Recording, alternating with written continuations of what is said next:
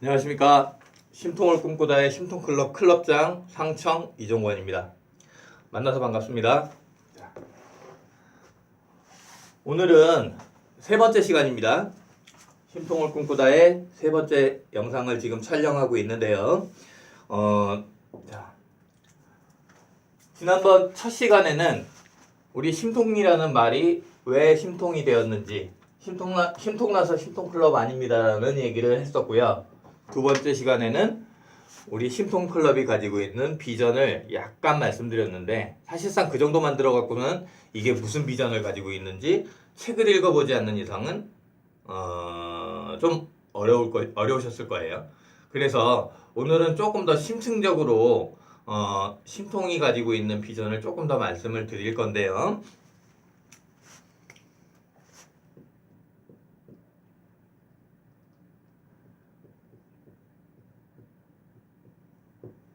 심통클럽은 제가 저희 아버지 모임 통해서 밴드를 결성을 하고, 그러니까 밴드라는 게 드럼 치고 이러는 밴드가 아니라 네이버 공개 밴드인데, 심통클럽이라는 동명의 네이버 공개 밴드를 개설을 하고 그 회원들에게 매일매일 하루에 올린 글 하나씩, 포스트 하나씩을 매일매일 올렸었습니다.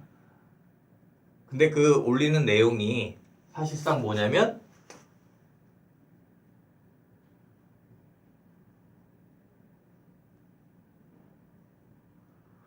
심통돔이라는 건물을 짓자라는 이야기를 썼습니다. 그러면 심통돔은 뭐냐? 뒤에 돔이 들어가기 때문에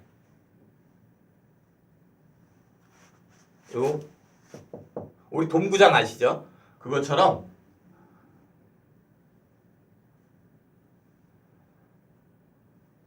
아주 큰 땅에 테두리로 이렇게 집을 짓는 거예요. 테두리로 집을 짓고, 이게 초기 버전인데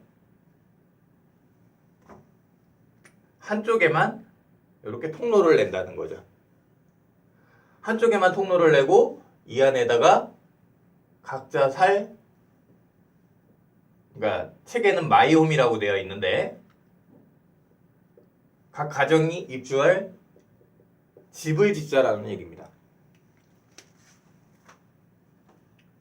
사실상 저희가 시작이 말씀을 드렸지만 장애아이가 있기 때문에 이 장애아이를 돌보는 문제가 상당히 저희한테는 중요한 문제였어요. 근데 지금 현재 우리가 그냥 여기가 서울이에요. 서울에 아주 요만큼도 안 되겠죠. 그냥 자기 집에서 애를 데리고, 보통 장애아이의 엄마들이 그런 상황을 맞이하지만, 애를 데리고 버스를 타건 학교를 가건 학원 센터를 가건 이런 식으로 계속 왔다 갔다 해야 되는 이런 삶을 반복을 한다는 얘기입니다.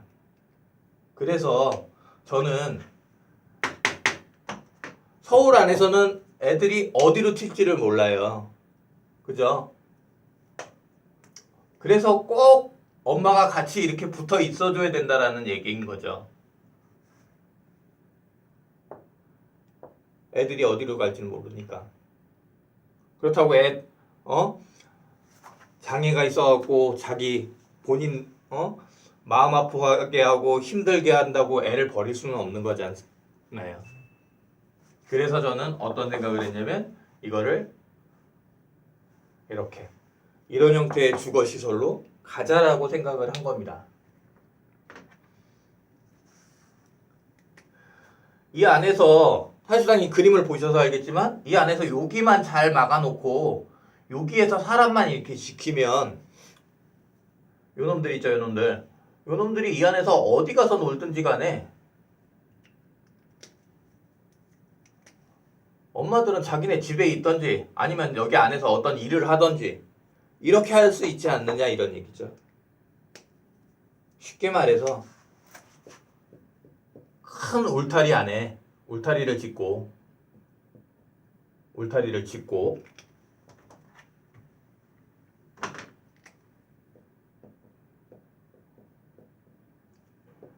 그 안에 우리 가정이 들어가는 거죠. 가정이 들어가요. 그리고 그 안에서 애들 방치하시라는 거예요. 말씀드렸습니다. 출구가 하나밖에 없어요. 그 출구 그 앞에서 사람 지키고 있으면 돼요. 지키고 있으면 얘네들이 이 안에서 어디를 가겠냐는 거죠.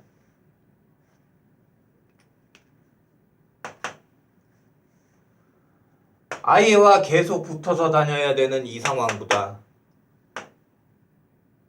애가 걸어 다닐 수 있으면, 혼자 걸어 다닐 수 있으면 아이한테 센터 갔다 와 말 한마디 하고 아이는 아이대로 가고 엄마는 집에서 집안일을 하던지 아니면 이 안에 나중에 말씀드리겠지만 직장도 만들어 드릴 거예요. 그러면 그 직장에 가서 일을 하던지 하시면 되지 않겠느냐는 얘기죠. 그러면 말씀드렸던 마음의 걱정이 얘보다는 얘가 훨씬 줄어들지 않을까요?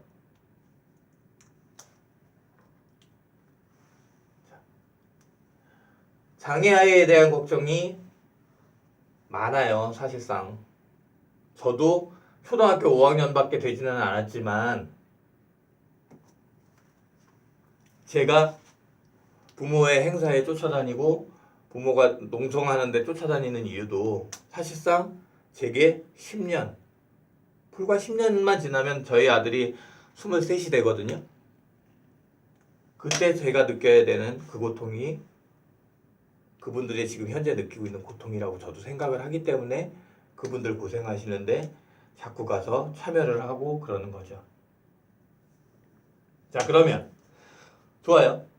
일단은 지금 여러분들이 제 말에 동의를 하셨는지 안 하셨는지는 모르겠지만 일단 장애아이가 우리 집에 있다. 그 아이를 내가 현재 돌보고 가르치고 뭐 여러 가지 행동을 하는데 아까 말했던 것처럼 4군데 5군데를 이렇게 돌아다니는데 엄마가 꼭 붙어 있어야 하는 이 상황보다는 심통돔이라는 건물 안으로 들어가서 아이들한테 자연스럽게 너 혼자 갔다 와 라고 했을 때 아이가 거기 안에서 뭐 가다 보면 딴 데로 가겠죠.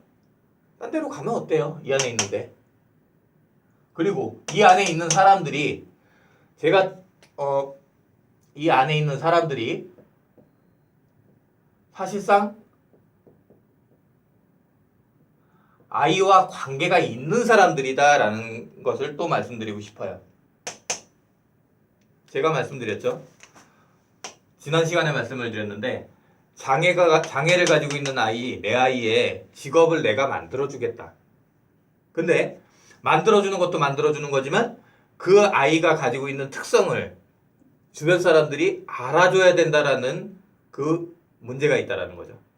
그래서 저는 그 아이의 직업도 만들어주지만 그 아이를 이해할 수 있는 환경도 만들겠다라는 취지에서 심통돔이라는 걸 생각을 한 거예요. 말씀드렸습니다. 이 안에 있는 사람들이 사실상 아이와 어떤 식으로든 관계가 있다라는 거죠. 저희는 여기에 데려갈 사람이 이미 명수가, 그러니까 제가 생각하기에는 저는 이미 제 생각이라는 전제 하에 말씀을 드리는 건데 추후에는 회의로 의해서 분명히 변경이 될 거예요. 그렇지만 아직은 저만 생각하고 있기 때문에 제 생각이 주가 될 겁니다. 그래서 이 안에 들어가야 될 사람들의 명수는 이미 구상을 했고요. 그 내용을 책에도 적어놨어요. 근데 사실상 우리 아버지 가족이, 그러니까 아버지 모임이 세 가정이라고 말씀을 드렸었는데 일단은 만약에 세 가정이 이렇게 있다고 치면 이 빨간색은 엄마예요. 그럼 빨간색 엄마들이 셋이 있고 저희 아들이 아들들이 셋이 있겠죠. 자, 또 아빠들도 있을 거예요. 그죠? 아빠들도 있을 거란 말이죠. 아빠들도 어딘가에는 있을 거예요. 얘네 꼭 옆에 붙어 있진 않아도. 그러면 일단 세 가정에 3명씩만 해도 9이에요. 그리고 지금 우리 세 가정에 보면은 비장의 형제가 둘이 있어요. 그럼 벌써 11라는 거죠. 애들 셋을 제외한 11에서 셋 빼면 8명이네요. 8명이 얘들을 하고 관계가 있는 사람이라는 거잖아요. 그러면 충분히 애들 방치할 수 있다는 게 제 생각인 겁니다. 이 영상을 보시는 장애인 부모님들은 제가 말씀드리는 거에 대해서 좀 많이 공감을 하실 거예요. 왜냐하면 그분들 많이 힘들거든요. 저도 힘든 것처럼 그분들도 힘든 거예요. 집에 아픈 사람이 하나 있으면 그 집안이 느끼는 고통은 진짜 세상에 왜 나한테만 이런 일이 생기나 이런 정도의 생각을 가지게끔 되거든요. 자, 그래서 일단 장애아이를 아이에게 좀 자유를 주겠다라는 거예요. 방치해서.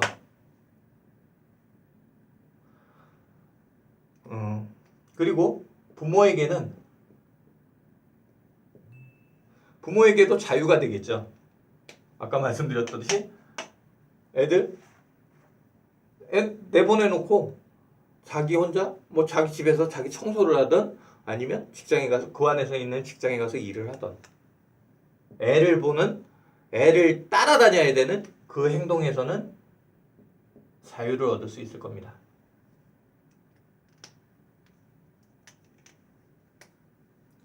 자, 그럼 심통은 어떤 일이? 자, 심통을 조금 저기 하면 우리가 공동체니까 어차피 사회라고도 할 수 있겠죠. 여기에서 저는 복지라는 말을 하고 싶은데요.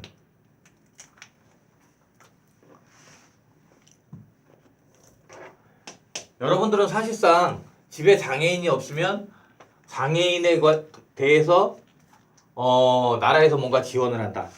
복지 정책을 쓴다. 이렇게 얘기를 했을 때 이 복지 정책이라는 말이 어떻게 들리시나요? 사실 뭐 저도 제 아들이 없다면 이렇게 생각을 했을 거예요. 내가 낸 세금으로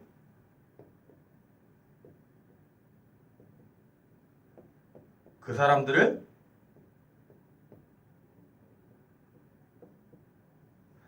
지원한다. 이렇게 생각하실 거예요. 지원. 그런데 여기서 한번 생각을 해보셔야 되는 게 사실상 복지라는 말은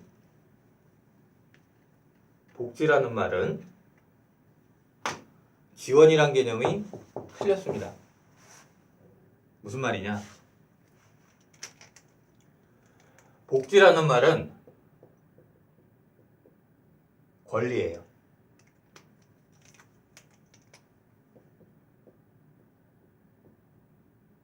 지원은 아닙니다.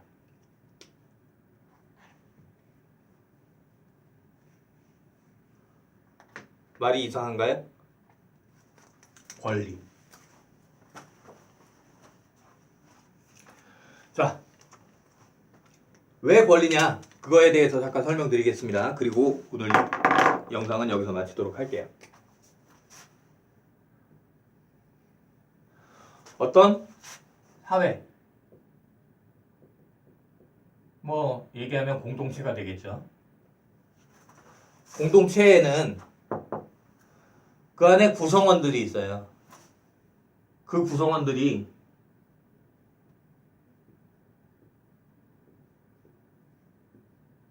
다 똑같이 생겼을까요? 아니겠죠. 키도 다를 것이고 몸무게도 다를 것이고 성별도 다를 것이고 뭐 갖가지가 다 다를 거예요. 자기 재산도 다를 것이고. 그런데 이 사람들이 뭐 예를 들어 뭐 요 두 사람이 조금 좀 모자란다라고 뭐 장애인을 얘기하는 게 아니에요.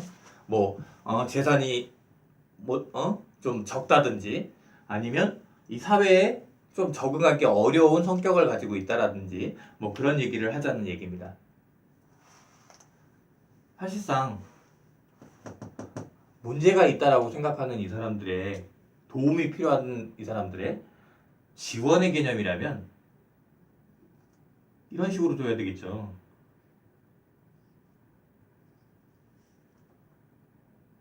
그죠?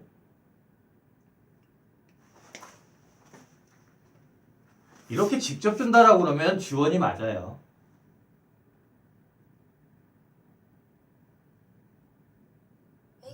그런데 복지라는 거는 각각의 사람들이 다 세금을 내요. 아까 말했던 이 사람들도 세금을 낸다는 거죠. 다 내요. 그걸 공동체 안에서 모아서 필요한 사람한테 주는 거예요. 이건 복지예요. 빈민구제가 아니라는 얘기죠. 자, 그럼 이 사람들 입장에서는 사실상 아까 얘기한 대로 나는 내기만 하고 나는 하나도 받지도 못했다. 뭐 이렇게 생각할 수 있겠죠. 사실상 이 사회가 존재한다는 것 자체가 이 사람들은 이미 받고 있다라는 거예요. 나라가 나한테 뭘 해줬냐? 그런데 이미 나라가 있다라는 것 자체가 우리 대한민국 국민이라는 지위를 부여받고 있다는 얘기인 거죠. 직접적으로 나한테 나라에서 돈 10원짜리 한 푼을 준다 안 준다라는 얘기를 하는 게 아니라 그러니까 저 이종건이라는 사람이 대한민국 국민이라는 걸 인정받을 수 있다라는 그런 것 자체가 이미 이 사회에 적이 나한테 오고 있다라는 거예요. 그러기 위해서 이 사회를 유지를 해야 된다는 거죠. 유지를 하려면 좀 문제 있는 사람들한테 골고루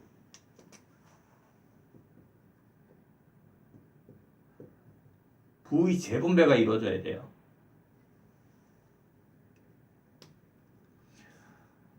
문제 있는 사람들 다 떠나라고 그래요? 그럼 그 사회가 있을까요? 아니라는 겁니다. 어차피 복지는 이 사람들도 자기가 가진 문제를 갖고 싶어서 가진 건 아니에요. 어쩌다 보니 운이 나빠서 그런 문제가 생겼다는 얘기죠. 반대로 문제가 없었던 사람도 언젠가는 문제가 생길 수도 있어요. 그럼 그때를 대비해서라도 미리 복지는 권리라는 개념을 꼭 이해를 해주셨으면 합니다. 자, 오늘 시간이 조금 길어졌고요. 그 다음 시간에는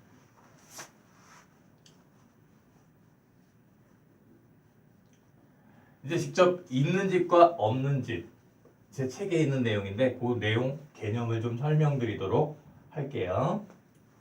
자, 오늘 강의는 영상은 이걸로 마치도록 하겠습니다. 감사합니다.